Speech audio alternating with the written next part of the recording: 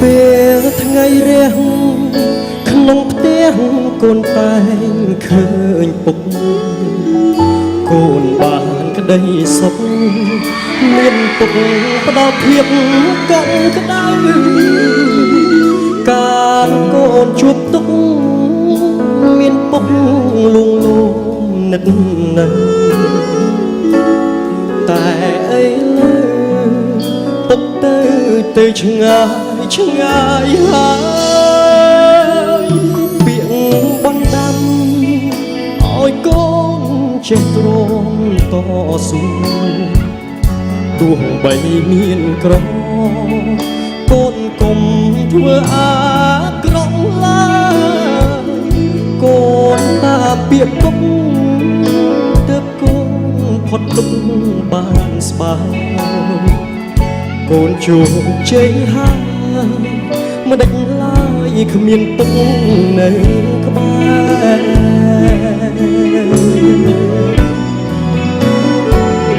បើសិនពុកនៅឃើញកូនបានល្អពេលនេះពុកនឹងញញឹមរំភើបជាមួយម៉ែដែរកូននឹកពុកណាស់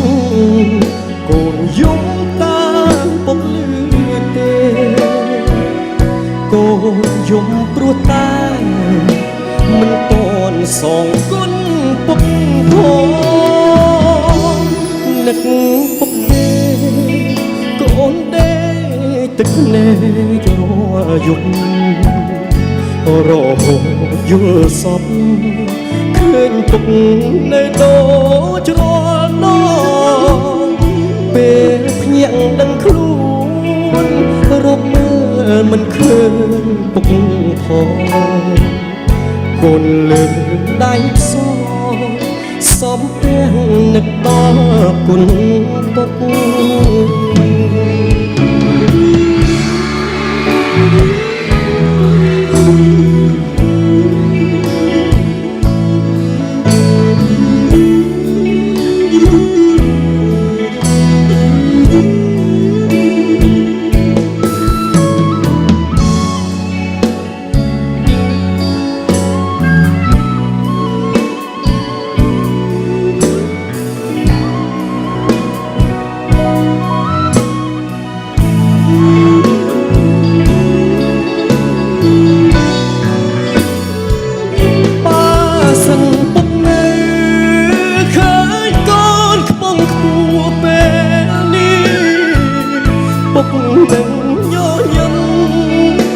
រំភើ